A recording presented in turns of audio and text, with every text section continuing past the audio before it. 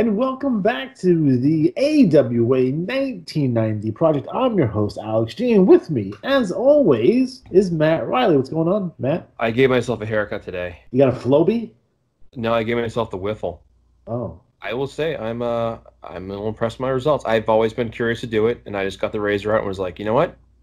I'm gonna buzz my head, and I did pretty well. I had my mom do the trimmer on the back of my neck because I couldn't really see that, but Right. I literally thought to myself later, I was like, wow, you know what?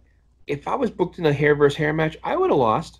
I would have taken that W or that L, and I could do this. My head feels. Although I will say the weirdest part is the wind going through your hair. It's like, whoa. Yeah, it's a little chilly. So I was like, whoa, all right, whatever. So, anyways, yeah, that's what's on with me. So fantastic. Now, guys, we've been on a brief hiatus for about a month now, and I'm going to explain to everyone what exactly happened, because something happened. As I was editing, actually, this particular show, I was in the middle of editing this particular show that we're listening to right now, my computer blew up. So, in the course of like a week and a half, 2 weeks, I'd lost my GPU, my graphics card that went down. I was fine. I ripped it out of my computer. I plugged my monitor right into the fucking motherboard, and we're okay. After that, my monitor crapped out. Right. Now, I didn't really have a monitor. What I had was a flat screen TV instead of having a monitor. And for a while, I've been getting, it's been pixelated. I've been getting a red line across it. It was on its way out anyway. So that goes down. So, all right. So I had to switch back to my old school small gateway monitor. But I'm still fine. I'm still okay. And then as I'm editing this particular show, I restart my computer because it was acting funny. And when I turned it back on, well, it didn't turn back on. Ever. I get to the BIOS screen. It wasn't loading the hard drive for a while. I figured out that my hard drive fully crapped out. This is an SSD that crapped out too, for whatever reason. I swap out the hard drive. I'm like, oh, I'm okay. I swap out the hard drive, and now I can get to the BIOS screen. I take the computer apart, and I quickly realize that my motherboard is finished. So my computer, RIP, my Alienware X51. I got it like in 2012. It's 8 years old, but I spent a lot of time and effort making sure that it was up to date, and it's still state of the art. It was still state of the art. I kept on, as I go along, I changed the hard drive, I changed the RAM, I changed everything in that computer to make sure it was still running to the 2020 standards, and it was. So that completely crapped out. So now I have to go explain to my wife, hey, listen, I need $1,000. After a couple of days of begging and pleading, using my sexual prowess, I was able to get my $1,000. Now, nice. $1,000 for a computer, it's mid range, but in an effort to save money, I just built it. So I bought all the pieces separately and I put them together. When people say they build a computer, they don't really build a computer. They buy a kit to build a computer, and then you pick out your components and what you need, what you're looking for. So I did that. So I put that together. Unfortunately, it took like almost 2.5 weeks for it to get here because of everything that's going on. And, obviously Amazon's a bit slow. And if you're ordering any kind of from any store, except for Best Buy, by the way, because Best Buy will get it to you in 2 days. They don't give a fuck. It takes a long time for anything to come to the mail at this point. So it took me a long time. So on that hard drive, I did lose portions of this particular show. So what we're going to do, we're going to wrap around. So basically what you're going to be hearing on this particular episode will be about a month old. So just keep that in mind. Bear in mind that it's incomplete, but I'm going to splice it all in, and hopefully it sounds well and it all makes sense. And we'll get through this segment pretty rapidly. But that's what happened. I lost my computer for about 20 days, and I got mine late last week. I put it together, got a new monitor, and set it up, and I've been tinkering with it for the last couple of days to make sure it was up to speed. I had to download all my programs again. A lot of my files, unfortunately, were not able to be backed up, so I lost quite a bit of my files. All the show files were fine. I did lose some audio, so that has to be replaced. But all my wrestling footage, which is my pride and joy, my 10 hard drives full of wrestling footage. That was all safe. No issues there. I do have a backup program. It backs up every Friday. So anything that's on here should be backed up once a week. So moving forward, we should be okay, hopefully. But it was rough, man, and I didn't think it would bother me not having it. It's the equivalent of, like, if you're a car guy, and I'm a car guy, and you have this car, like I had my last car that I had before I traded in to buy my wife's car. I had a 2010 Camaro. Right, I was on the waiting list. It's from the Transformer movie. It wasn't yellow; it was white. But over time, you change the rims and you change all the internal components. You change the exhaust. You add cold air induction. You do everything on the inside, and then when you're all complete, you get in a car accident. You wreck it, and it can get you down. So that's essentially what happened with my computer. I was really down in the dumps about it. I was really upset about it for a while. I eventually did snap out of it, though. So we are back, and hopefully we'll be better than ever. I have to use all new editing software because apparently my editing software is 6 years old, and even though I have a key, our friends at Cyberlink won't let me download that particular program, so I had to get a new one, which I'm not necessarily happy about. So I got to make sure I'm familiar with that to get through this process. But we'll see how it goes from there. But I think overall, obviously, it's a new machine. It's going to last me for another 8 years, so I have no problems there. I'm already starting to list my list upgrades that I want to do, but we'll get to those as I'm financially able to. That being said, just to let everyone know what's upcoming on the channel, because we're going to try to get as many of these shows out in production as soon as possible. In addition to the next three AWA 1990 projects, we're going to talk about such fantastic shows as Starcade 8. That's right, Starcade 85. We're going to talk about Blood on the Sand. We're going to talk about Wrestling for Your Cure. Those are all shows that we'll be reviewing. Those are all AWA pay-per-view type shows that kind of exist.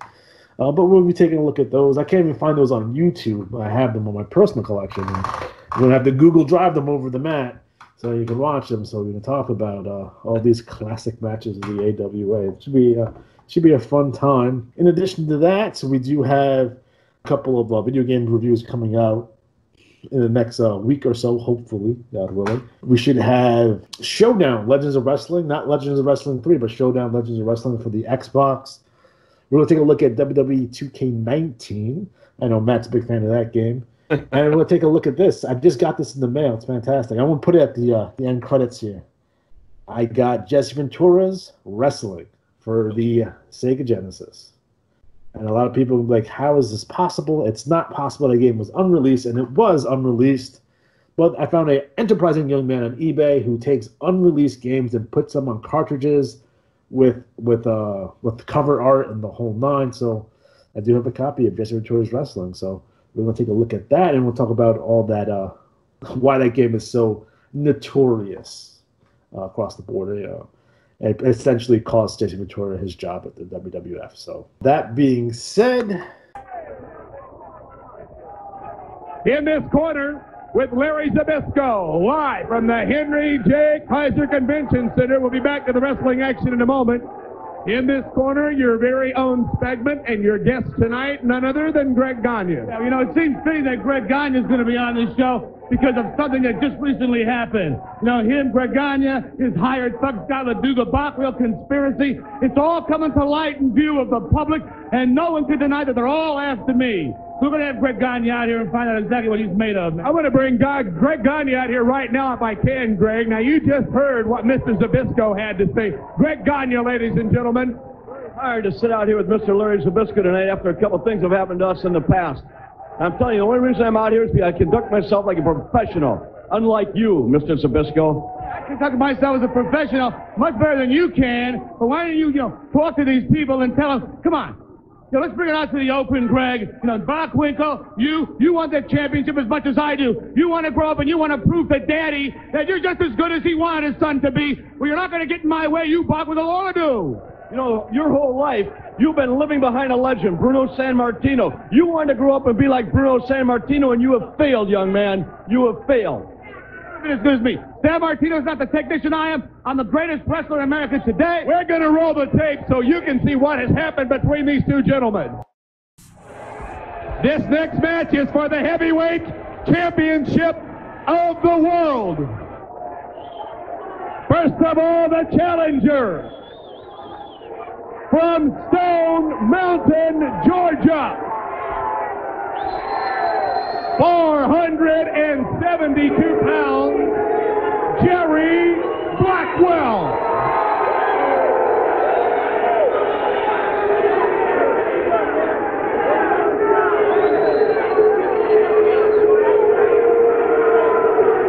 The heavyweight champion of the world is from Borger, Texas. He weighs in at 303 pounds. He is Stan the Lariat Hansen. Early, where he should have been in Portland or something, or in Memphis for a while. Yep. And then the other problem with that is that everyone knew his dad, because his dad's on fucking TV all the fucking time as the authority figure, and his son is there. So obviously the fans are going to turn against him, think he's going to get an unfair advantage. So the way to remedy that is to turn him heel and have him turn on Bill Watts. Yeah.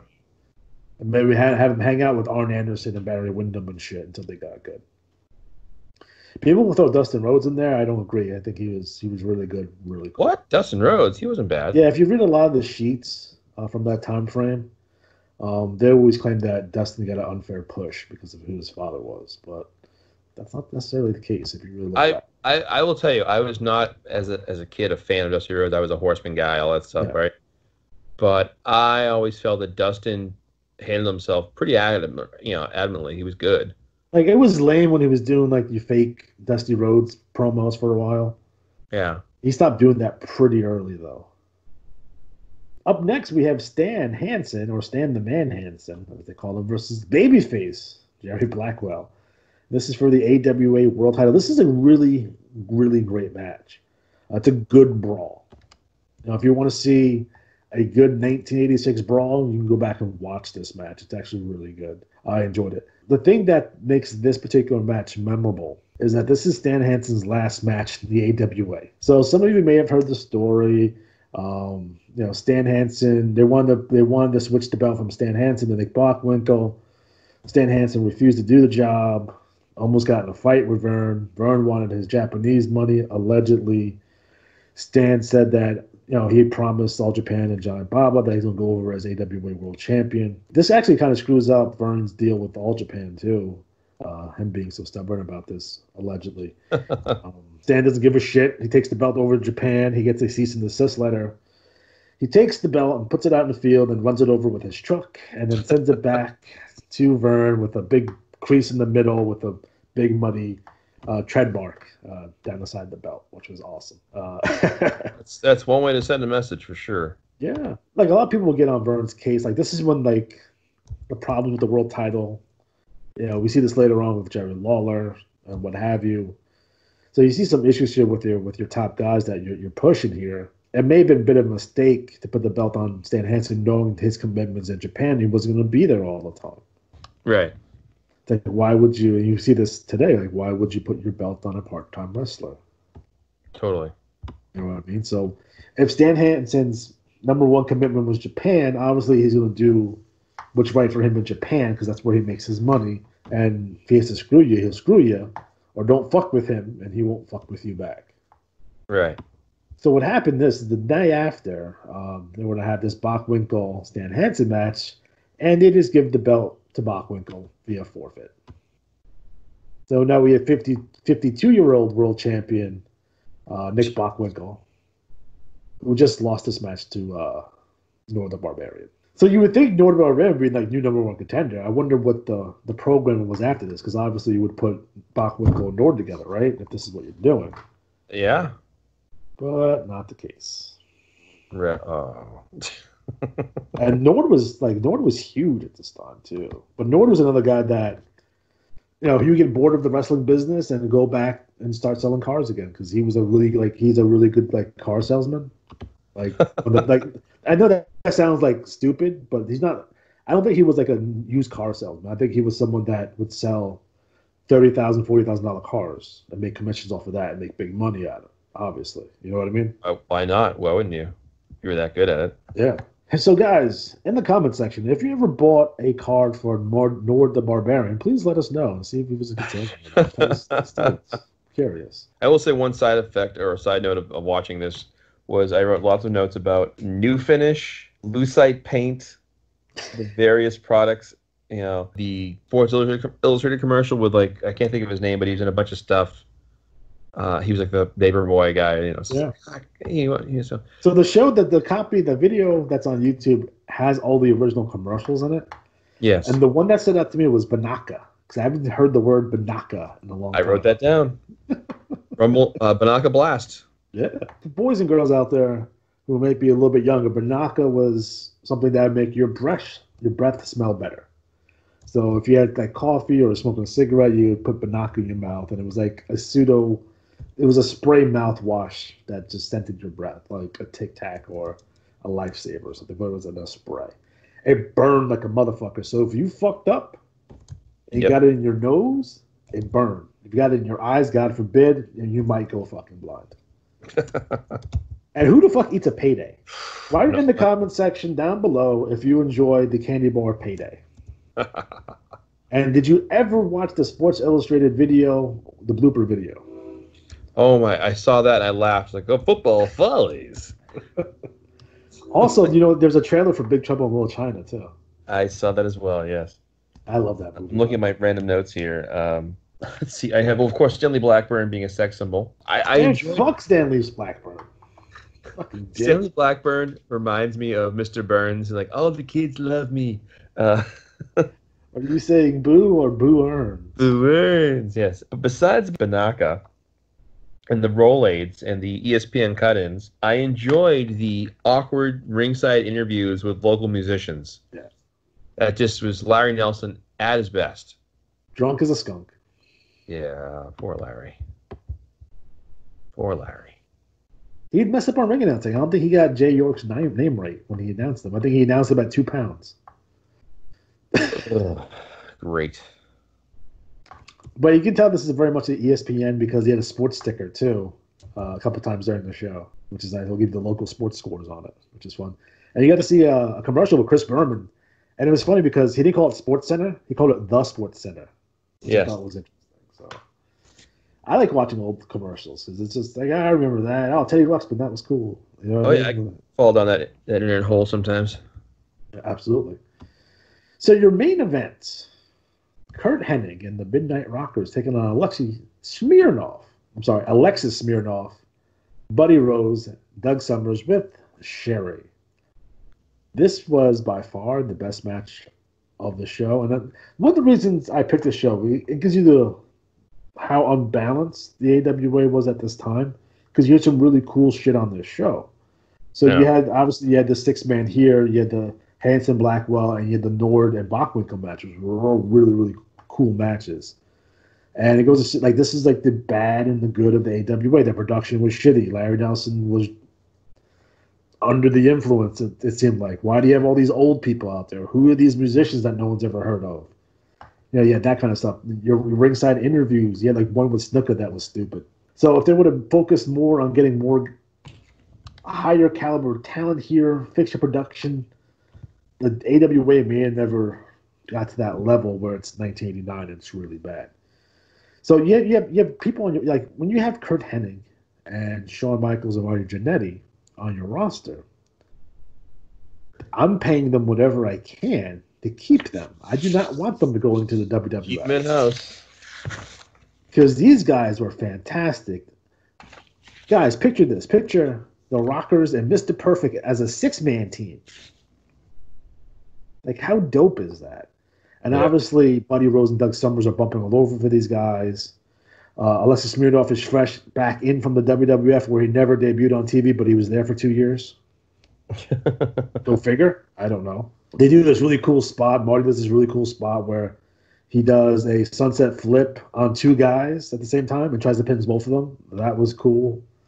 I do like the finish where Sean throws Marty up in the air and then Marty comes down for the splash, and then Marty automatically, he kind of doesn't even look. So I think it's a dangerous spot, and then he does a plancha over the top on Buddy Rose, like as the finishing sequence. But as the referees counted 1, 2, 3 to stop him from making a save, which people don't do now, in modern tag team wrestling. But you got to stop the other guy from making the save. But I thought this match was like, if you want a list of really good AWA matches, like watch this match. It's really good. I highly suggest it. So Matt, what are your thoughts on these young guys in the main event here in the AWA?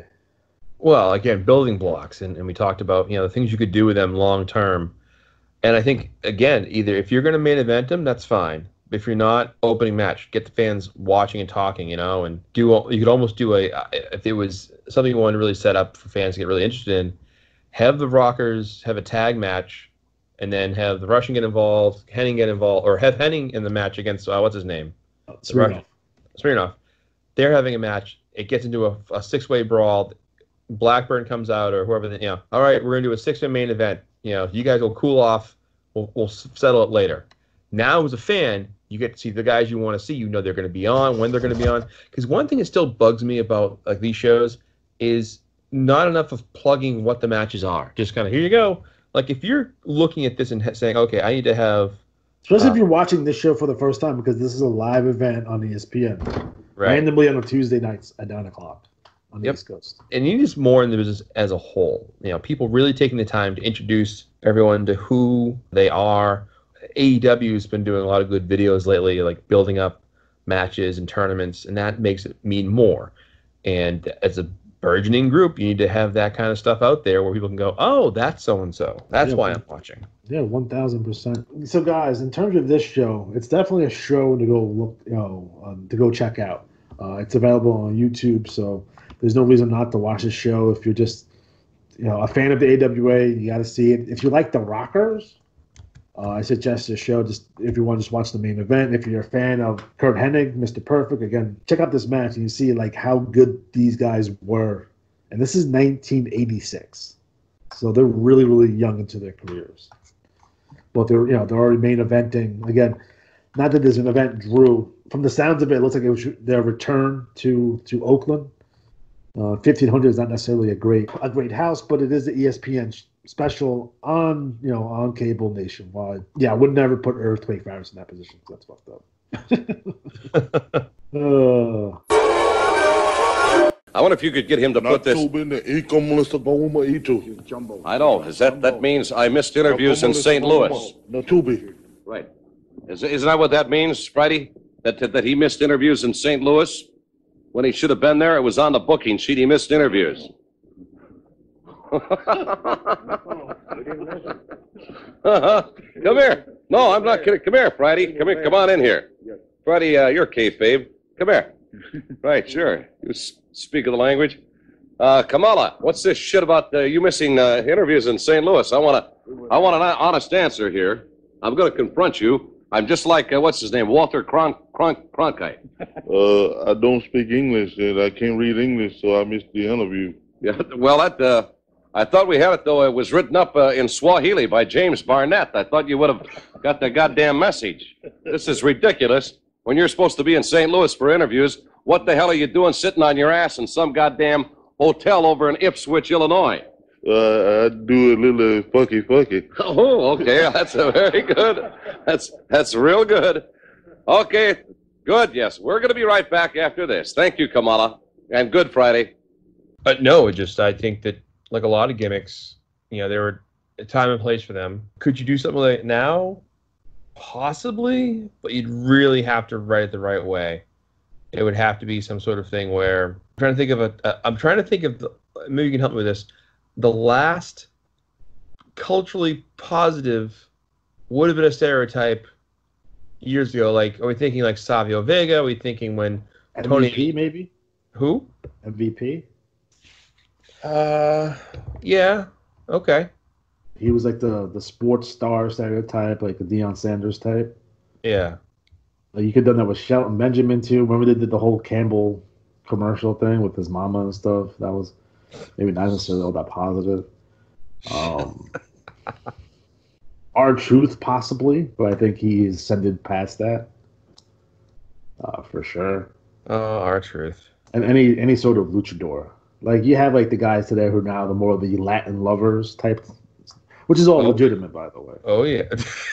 Just to let you know, as a Hispanic male myself, that's 100% shoot. So I'm not even offended by that. We love the ladies. I don't know what to tell you. C. That's why I have kids. I got kids. Oh. Sorry, Heath Slater. What are you gonna do about that? I hope he does.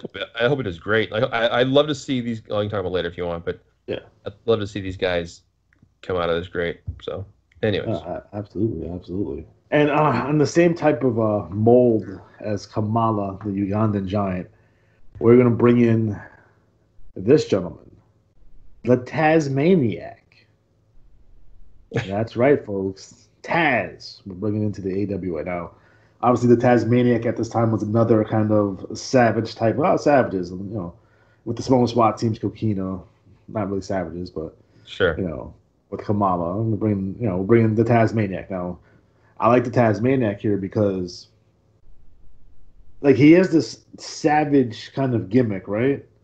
But he's doing all these, like, he's throwing around suplexes like he's an Olympic wrestler. Like, it's completely, the dynamic is so weird. So he's like doing all these like fisherman suplexes and Germans and belly to bellies and all this shit, but he's still the Tasmaniac. So we're gonna bring the Tasmaniac as the Tasmaniac, probably managed by Paulie Dangerously, which would be a interesting combination for sure. And you can put him in these matches with Owen Hart and Jushin Liger and the Pegasus Kid, and like have these Eddie Guerrero. They can have these type of like really quote unquote Japanese style work rate matches, especially in the beginning of the card. So we're bringing the Tasmaniac, most likely managed by someone, most likely Paulie Dangerously. And I think it's gonna be a lot of fun. So Matt, what are your thoughts on the Tasmaniac, also known as Taz? I was always a little afraid of him because I always his bumps look terrible. It's just drop dudes on his head. Like, not give a fuck. Just throw dudes around, and I always feel like those guys who fell in one of two categories: either they were dangerous as all hell, or they were like amazing guys that didn't kill people. So hopefully he fell into the second one. But if he was bigger, he would be like another Steiner brother. Yes. Where the famous story is that like job guys would come in and see their names next to the Steiners, and you would just leave the building. Like, you blame them? To the point where they had to bring in the Destruction Crew, like the Beverly Brothers, were like the only guys that could have matches with the Steiners in the WWF, so they had to like put masks on and be masked jobbers. Really? So they can job out, because the guys weren't going to take those moves. Because, I think a lot of people don't understand this, is that the WWF kind of had its own kind of crew of job guys that you necessarily wouldn't see in WCW. WCW had guys that could take the Steiners' moves, but when the Steiners went to WWF, there wasn't necessarily guys that could take those moves. So they couldn't like really take the Frankensteiner the right way, or that top rope DDT, which looks like it killed, by the way. Yes. Top rope bulldog. It was insane. Like, the Steiner brothers were just like, That's the thing about WCW. I guess we'll talk about it a little bit just for a second. It's like the Steiner brothers should have been the team that replaced the Road Warriors. So they need to be the team that beat the Road Warriors. As they ascended through the 90s. They had that one match on that Starrcade, but that's about it. And the funny thing about that is that the Road Warriors won that tournament anyway. Where like we need to push the Steiners because they were very much a product of the 90s, where the Road Warriors were very much a product of the 80s. Like the Steiners were all colorful, they're in their neon gear, they're doing moves that you've never seen before. They had ruse. They had Ruse on, like, you had Scotty throwing fucking dragon suplexes and Frankensteiners and all kinds of crazy shit. And they were just a different type of team than the Road Warriors. Like, there's an updated, better version at that time. And I think one of the mistakes that the Road Warriors had, and I love the Road Warriors to death, is that they never evolved past what they were. Like, they were just the Road Warriors. They never really split off. They didn't split. They didn't turn on each other. They didn't change gimmicks. They were just the Road Warriors. And they were the Road Warriors for 20 fucking years. Yep. And I would say starting in the 90s, a lot of the luster was taking off of them. because they debuted in '83, so by '93 it's like, oh, it's 10 years they haven't split up, they haven't done anything interesting in a while. So I think that hurt the Road Warriors in terms of like the second part of their career, in terms of their legacy. Yeah. I mean, their run in the WWF wasn't bad, but wasn't Road Warrior-esque. Yeah, they had a mannequin with them, right? So it was a dummy. His name, sorry. what was his name? I forget. But Rocco, wasn't it? Rocco, yes. They tried to do that dumb shit with Rick Steiner in WCW. Remember his hand was Alex? That's stupid. Yeah. They're not going to see any of those angles here in the AWA. That's for sure. No, it'll be much worse. No, we were Team challenge everything. Just more RoboCop. Yes. Instead of RoboCop, it'll be like the USA, the Universal Soldier instead. Yeah, all the knockoffs, like the next level down. The Toxic Avenger. We've got Bruce Campbell. Oh. And then finally, one more addition to this roster for this particular episode. Matt, I know you're a big fan of this gentleman here. We're going to bring in Johnny Ace. That's right, one half of the Dynamic Dudes. Dudes.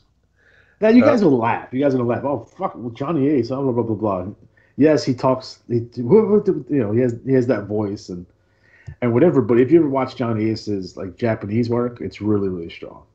Yeah? Yeah, he invented the Diamond Cutter, the Ace Crusher, RKO. There's something there about him where he's tall, he's blonde. You can do something with that. Very much like Brian Bosworth. You can give him a Brian Bosworth type of look at the time, which was really, in vogue and in fashion. And he could have to be a product of the '90s. Like if you take Johnny Ace, you put him with like Dan Spivey and then Brian Lee at the time, who also had the long blonde hair. Like that's an interesting trio there if you wanted to use him that way. But again, he's a big guy. Obviously, he's going to be a babyface, mid-card for sure. But we'll see how it goes from there. If he gets that Diamond Cutter over, that Ace Crusher over, sky's the limit there for him. Also, his brother is Animal, so if you're going to try to grease the wheel there a little bit, maybe you get the Road Warriors to do more business, you hire his brother. Just from a political standpoint. And a lot of these guys, especially like guys like Johnny Ace, like may not have a plan for them right away, but as they're in the promotion, you'll see how the crowd reacts to them, and then you can plan out accordingly. Not everyone's going to get a mega push when they walk in the door. We'll see how the crowd reacts. You see who he has chemistry with. You see who he can have good matches with. Let's see how he stacks up with the rest of the roster. Yeah. Now, obviously, if you put him in matches with JT Southern, they're probably not going to be that great. But a Johnny Ace Bam Bam Bigelow match might be interesting. Right. You know what I mean? Like, that could be cool. Let's see what Johnny Ace can do with Larry Zbyszko. Let's see what Johnny Ace could do with Scotty Flamingo. Just to see how it would go, and then you can slot him accordingly. And if he gets over, great. If he doesn't, we can always release the guy. You know what I mean? But I think, we would definitely give him an opportunity to see if he can shine, especially as a single in the United States. He did well in Japan. Now, sometimes that don't translate to the United States, but we'll see. And if you can have that Japanese style match with some of the Japanese wrestlers that we're going to bring in from New Japan, like you can put them in there with a Hase or a Hashimoto or Muda or a Chono and see how that would work. So Matt, I think one of the most important things when it comes to professional wrestling, especially in the '90s and today, is going to be wrestling merchandise.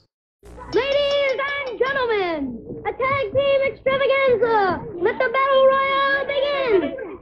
Looks like Hawk is about to drop in on the fabulous one. Uh-oh, the Baron's after the Animal. But the Animal has other plans.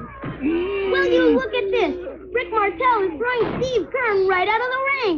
Oh, my! And the Hawk has Stan Lane all tied up, and he's mad! The Battle Royale playset comes complete with 6 figures, referee, and official wrestling ring from Remco. It's funny to see, if you go back and look, how the WWF, a lot of times when their business is down, when they're not drawing on the house shows, where they're not maybe getting the huge buy rates in the pay-per-view, or their ratings are low, they can really rely on their merchandising to seek them through.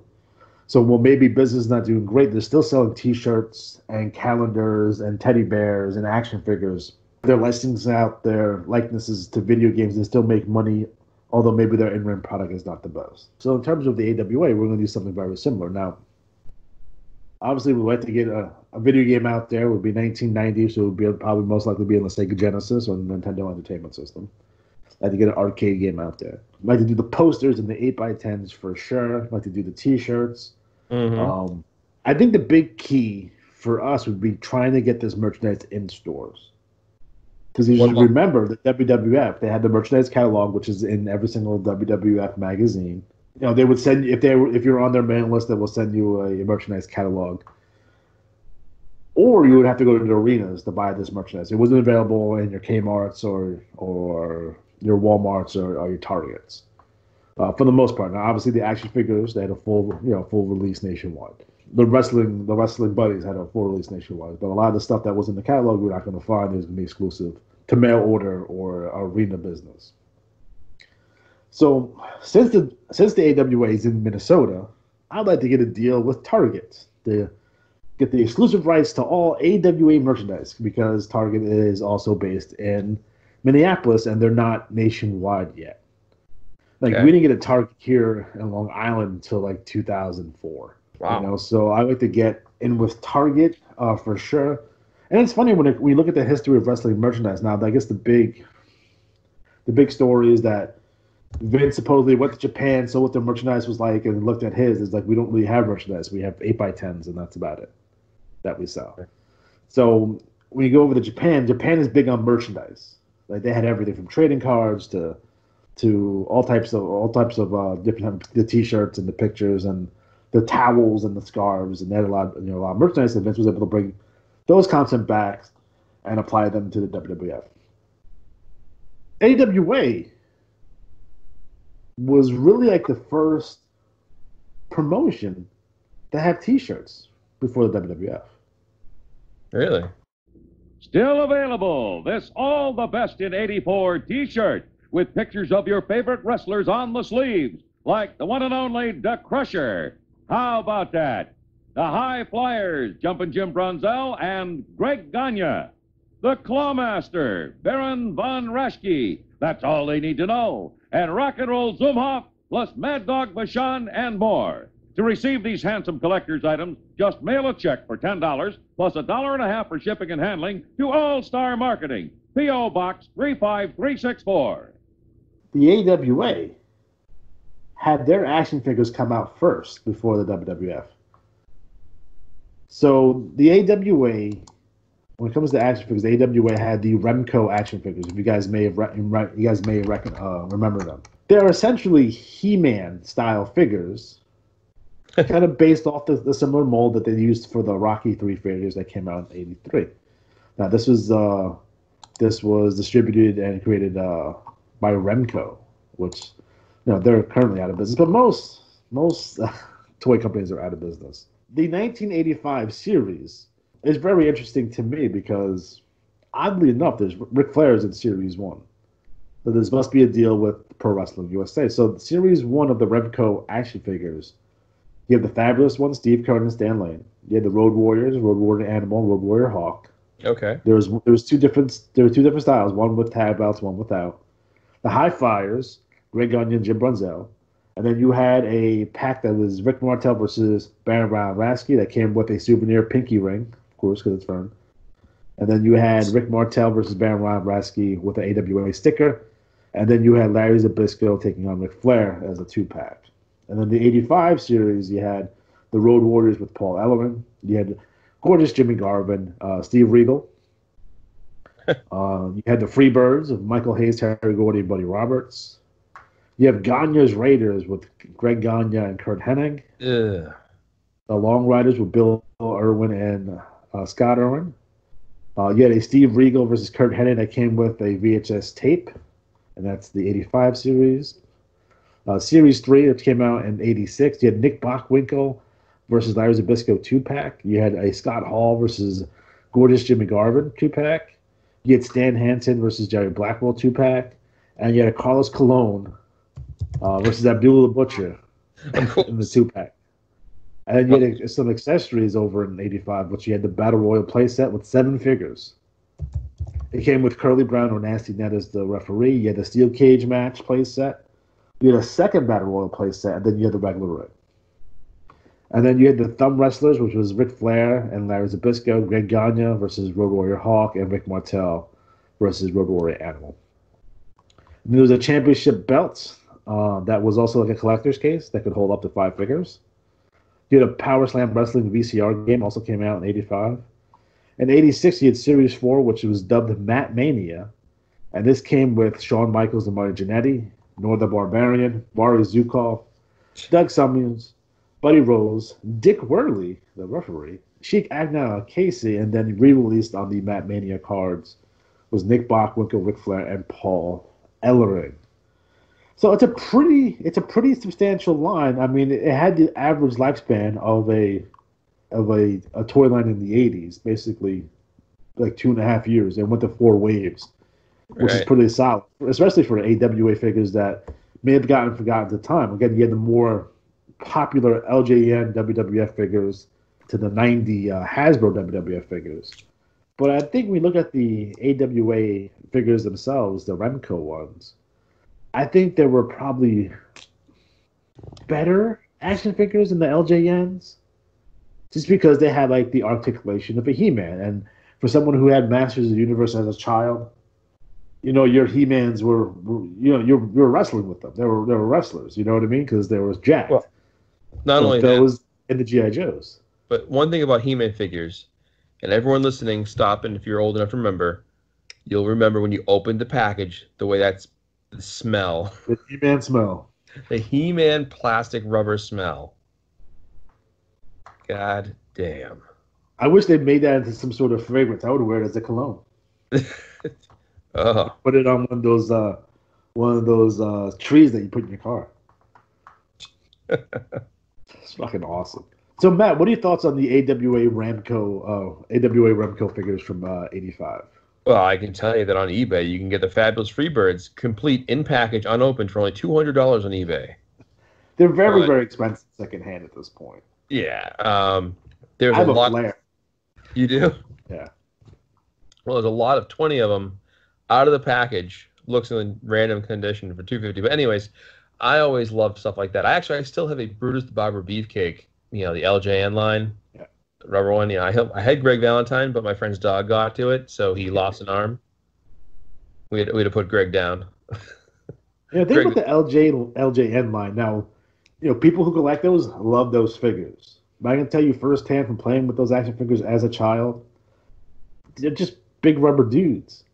You know, there's no articulation. The paint application is terrible. Oh, brutal. So if you see in those figures secondhand, like they don't have any paint left. You know, the dog bit the arm off. And although if you get one that's mint, like as a display piece, it looks fantastic. Right. It's one of the most beautiful figures. And I've seen some custom ones that look insane. I will say this. If you look hard enough, like there's a place near me it's in Somerville, no, Cambridge, Massachusetts here. It's called Kamikaze. It's a comic book store, Kamikaze. And they had of all the places I've ever seen, the largest, most pristine collection of, you name it, figures. And they had not one, but 3 huge glass encasement of all the figures you could think of. It was crazy. I could not believe it. And they had AWA, they had WCW, they had WWE, WWF, etc. And I will say, when I went to the New Japan show back in, was it August? No, November? Anyways, when I went to it, I was looking for a figure, but they only had a few, and I had to get a little Okada figure, a small one. It doesn't bend. It's like a little plastic figure, so I was kind of bummed out. But yeah, I think it's a great thing, because I think what you do is you give toys to kids. Kids play with the toys. They build a bond. They get engaged. I will say though, we can all agree that the best action figures for wrestling were G.I. Joes. Yeah, and that's what I would use in 1990. I want to try to get with Hasbro or Mattel, one of the big toy makers, and make my wrestling figures just like G.I. Joes. Have them be $3. You know, get them in the hands of kids, because the idea of we're going to sell toys, but we want these guys to be invested in our wrestlers so they come to the shows. Yeah. So with a $3 price point, which was the price point for G.I. Joes back then, and they can get all the guys for like under $100. You know, one Christmas should be able to do it for you. Yeah. And the articulation on those is fantastic. And obviously, they're not going to be big and they're not going to be expensive, but we wanted to get them in kids' hands because look at all the nostalgia is for these action figures today. And if we get the action figures into them when they were young, they're going to stay with us. I will say this. I think the other part of the toy campaign is do something that used to be like, remember in the 80s, if you collected X amount of like the G.I. Joe, like the points, you could order stuff and get stuff like Sergeant Slaughter or various things. Slaughter, the fridge, refrigerator Perry was one. Right. So what if you have this AWA line, you collect enough of them with the right ones, you send in, you can win tickets to a show. You can do tickets to a show. You can get the limited edition Stanley Blackburn action figure. It's going to be a Chase action figure. You the Lord James Blair's action figure. Come smelling like booze. Fantastic. Yeah. Larry Nelson opposable thumbs. Yeah, man. Larry Nelson, dude. You know, your Colonel De Beers can come with white paint to paint all the black wrestlers white. Oh, Colonel De Beers, you're racist. But I think in terms of action figures, that's where I go. You know, one of the other action figure lines I want to talk about, I really did like the 1990 WCW Galoob action figures. I thought they were really good. Those are still relatively cheap to buy secondhand, although they are going up in price. When I was a kid, I had Luger, Z-Man, and Arn Anderson. But again, much like the LJM ones, there's no articulation with them. So they're just like, they're smaller, they're a harder rubber, and they're smaller, they're about 5 inches or so. But again, there's not a lot of posability with these guys. They look great on a shelf, though. I think I still have my Brian Pillman somewhere. Yeah, nice. like that Doom. It was really cool. It was a really cool line. Much better than the action figures they would have throughout the 90s. You ready to fight?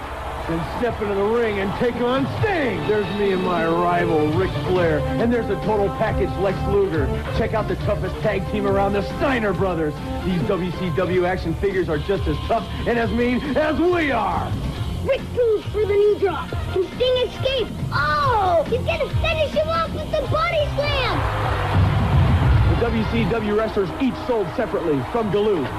I dare anybody to take us on! And the 90s action figures, I think, are all bad. You know, WWF post Hasbro, like those figures are bad. Like if you look at Attitude Era action figures, I think they're terrible.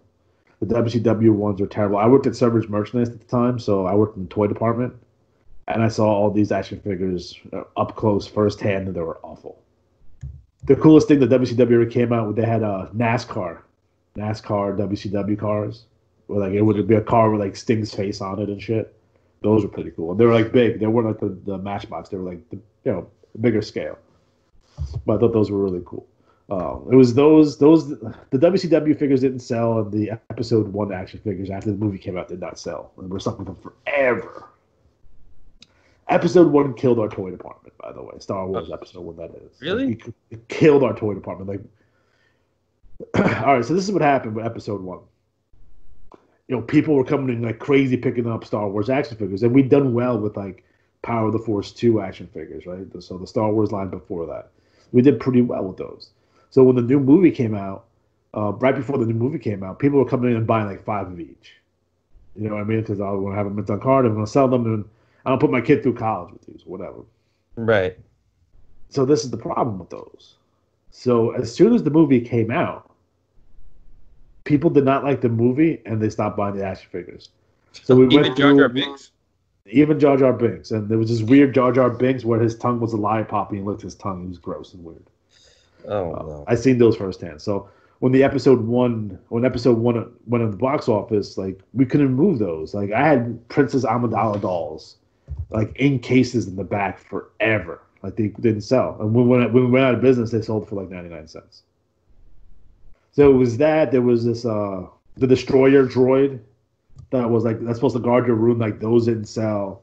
None of the vehicles really sold. I don't think there was even that many. There's a couple play sets. Like we had like that Nubian fighter, the yellow one for like ever too.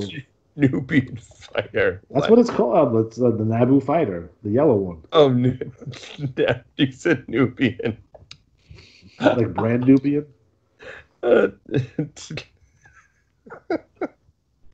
Oh, yes. All right. So Star Wars Episode 1 in WCW action figures killed our toy department. Ah, To the man. point where, like, we gave up on toys, and the toys that couldn't sell, they just stood in the back for like a year and a half, and then instead we had a seasonal department, which was focused more on, like, patio furniture and stuff. So, thanks, Episode 1. And it's funny because a lot of cool figures would come out after that, but those like the Episode 1 shit killed. It fucking killed us. Wow. It was depressing. So like, yeah, if you're interested, like, I'm not a big fan of wrestling action figures throughout the 90s. I do like that Legends line that Jax did in the early 2000s. I thought that was pretty good. I think it was like 2008, 2009. And now they're with Mattel, and you see them at Walmart, and they're still too expensive. Like, they're $20 a figure now for like WWF figures. Yeah. And I think like they're ultra articulated. I'm not a big fan of that necessarily. They're kind of fragile. Like the heads pop off, the arms pop off. Like no little kids playing with that. Yeah. And I know a lot of little kids are not playing with toys. I can say this firsthand. My son, he likes toys, but he doesn't necessarily play with them. He's more a video game guy. My daughter, on the other hand, toys all over my fucking house.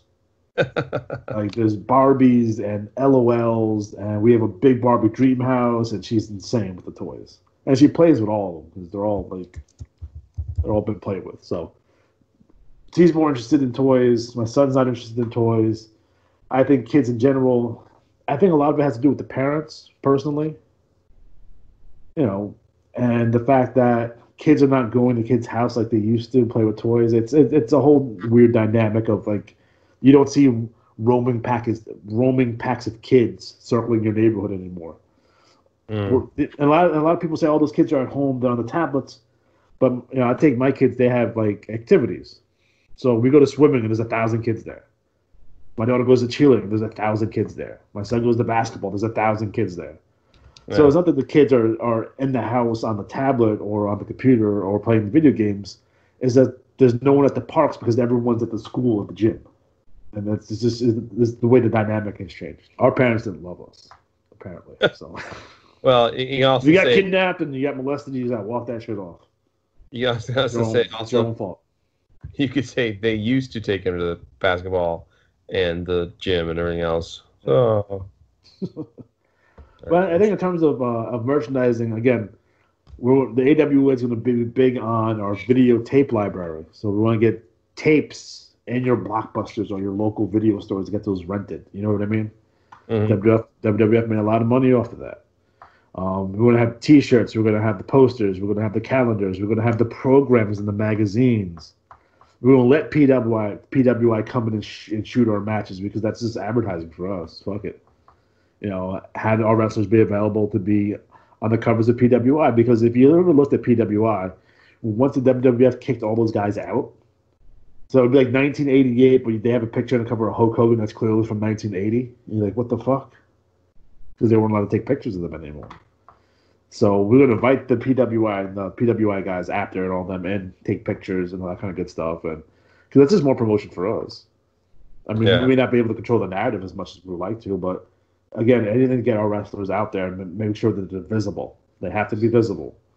Would it be commercials, TV, movies, on the T-shirts, bumper stickers, pins, anything that we can get the AWA logo on that's going to go on there, because we want to have brand recognition with the brand name, much like the WWF. Like WCW never really did a good job, and you would see scenarios where like WCW guys would go on some like Regis and Kathy Lee, and they call them WWF guys because WWF became the Jello of professional wrestling.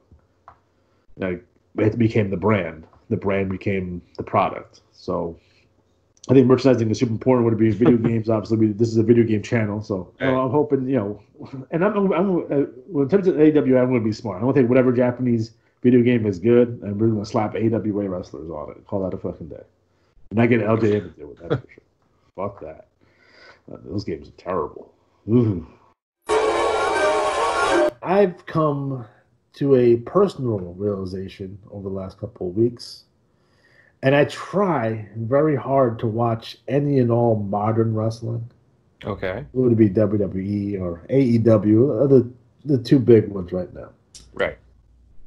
And I've come to the realization that I am no longer a fan of professional wrestling. Uh-oh. I can't do it. I try to watch these shows, and there's nothing in it for me. I'm a fan of wrestling. I am not a fan of what's currently going down in the world of professional wrestling. And it's very hard for me. I guess I was in denial for quite a while. But when it comes to the WWE in general, at some point, and I'm trying to pinpoint the exact time this happened, they stopped being a wrestling show and started being a parody of a wrestling show.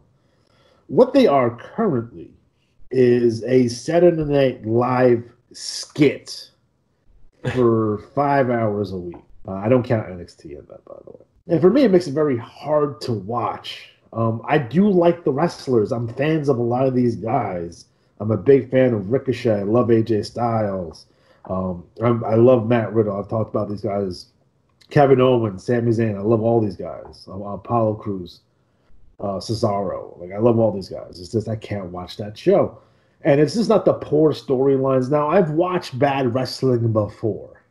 No, I've weathered the storm of WCW 2000 or WCW 1991 or WCW 1992 or XPW or year 2000 ECW. And I've weathered all that shit. WWF in 1994. And global bungee jump matches. That stuff does have a certain level of nostalgia for me, regardless of how terrible some of it is. And it makes me a hypocrite because I like stuff like, give me Tower of Doom, give me RoboCop, give me the Dungeon of Doom, give me, give me all this, give me bungee jumping matches, give me Raw Bowl. But the modern wrestling product does not appeal to me in any way. And I don't know if that's an age thing. It may not be an age thing. But I'm just fed up because when we have WWE, which is a parody of a wrestling show, we have AEW, which to me feels like a wasted opportunity to do something completely different. And they're coming across to me more like WWE Light or Impact with a budget. And I like people on their rosters too. I'm a fan of the Young Bucks. I like Kenny Omega. I like Cody Rhodes. I like Darby Allin. MJF might be the best heel in the last 15 years. But with both of those shows, there's something missing from the show, and I cannot put my finger on it to figure it out. Why I'm not emotionally invested into it, why I'm not enjoying watching the show. I have no idea what it is. I think a lot of it has to do with no one talks about the way the production is done. I'm tired of I'm going to grab the mic, go in the ring, cut a promo. That's whack. I don't like heel bosses, although that's not necessarily a thing right this second. I'm not a big fan, and it's not anyone's fault of watching shows in empty arenas. You got to have the road crowd. It's a big thing for me. In terms of modern wrestling, I do watch the NWA, and I do enjoy that. And I do enjoy MLW. But I'm not into those things like I was into WCW or WWF back in the day. It's not there. I think NWA does need more stars, and they need to have that signature feud, which they haven't had yet. You can say the same thing for MLW. Well, here's a good question for you. Shoot. What was the last wrestling you could think of that you enjoyed? Recent speaking. What was the most recent wrestling you were like, that was a good feud, storyline, etc.? Cena Punk. Okay. What year was that? That was 2012? Yeah, in that ballpark. I liked... all right. One of the greatest matches I've ever seen was Sasha Banks versus Bayley from TakeOver Brooklyn. That's probably in my top 5 matches of all time. It's there. Okay. So there's elements of that. I like the way they debuted Kevin Owens when he was the NXT champion. He came and beat down John Cena and stepped on the U.S. title. I like that. I think even AJ Styles' debut at the Rumble was a big moment. Mm-hmm. I think Kofi Kingston winning the world title was huge. I think that was a big deal. The rise of Becky Lynch for a while.